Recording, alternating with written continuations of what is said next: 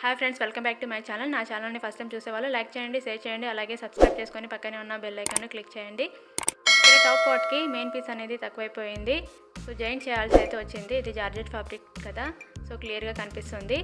So ఇక్కడ నేను joint అయితే వేశాను, కానీ ఎక్కడ కూడా జాయింట్ వేసినట్టు కనిపించట్లేదు తిప్పి చూస్తే కానీ. సో ఈ టిప్ మీకు కూడా తెలుసుకోవాలనుకుంటే నేను ఏ విధంగా స్టిచ్ చేశాను అనేది చూపిస్తున్నాను, చూడండి. సో నచ్చితే తప్పకుండా కామెంట్ సెక్షన్లో మెన్షన్ చేయండి.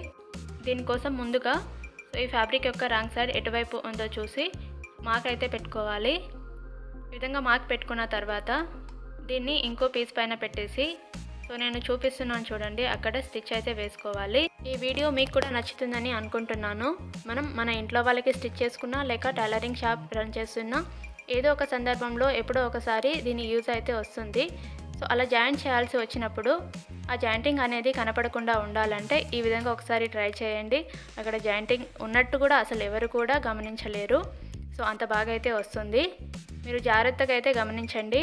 సో ఈజీగానే ఉంటుంది. చూసిన తర్వాత ఒకసారి తప్పకుండా ట్రై చేసి మీకు వచ్చిందో లేదో కామెంట్ సెక్షన్లో నాకు మెన్షన్ అయితే చేయండి. దీనికోసం ముందుగా 1/2 ఇంచ్ కిందికి ఈ విధంగా మార్క్ అయితే పెట్టుకోవాలి. సో ఈ మార్క్ ఉన్న క్లాత్ని ఈ విధంగా పైకి ఫోల్డ్ చేసి పైకి ఒక 1/2 ఇంచ్ అనేది వదిలేసి స్టిచ్ అయితే వేసుకోవాలి. నేను చూపిస్తున్నాను కదా, ఇంకోసారి చూపిస్తాను చూడండి. కింది వైపున మనం స్టిచ్ చేసాం కదా, ఆ స్టిచ్ పైనే పై వైపున ఒక 1/2 ఇంచ్ వదిలేసి స్టిచ్ వేసుకోవాలి. కింద స్టిచ్ ఎక్కడైతే కనిపిస్తుందో అదే స్టిచ్ పైన వేసుకోండి. మీకు అర్థం కాకపోతే నేను ఇక్కడ యారో మార్క్ అయితే పెట్టాను, దానిపైన అయితే స్టిచ్ వేసుకోవాలి. వీడియోని లాస్ట్ వరకు చూడండి, మీకు అర్థమైపోతుంది. అలాగే నా ఛానల్ని ఫస్ట్ టైం చూసే వాళ్ళు సబ్స్క్రైబ్ చేసుకొని పక్కనే ఉన్న బెల్ ఐకాన్ని క్లిక్ అయితే పెట్టుకోండి. మీకు ఎలాంటి వీడియోస్ కావాలో కామెంట్ సెక్షన్లో కామెంట్ చేయండి.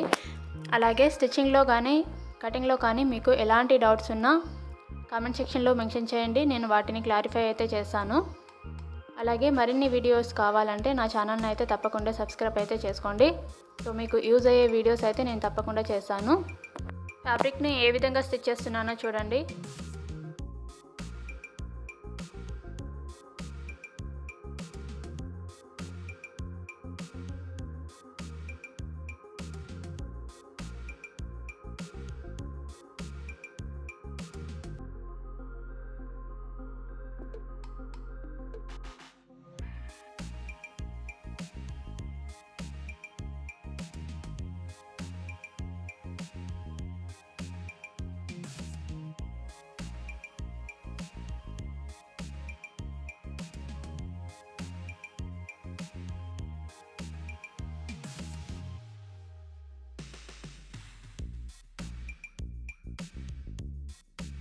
అయితే వేసుకున్నాను. ఇప్పుడైతే మీకు అర్థమైందని అనుకుంటున్నాను.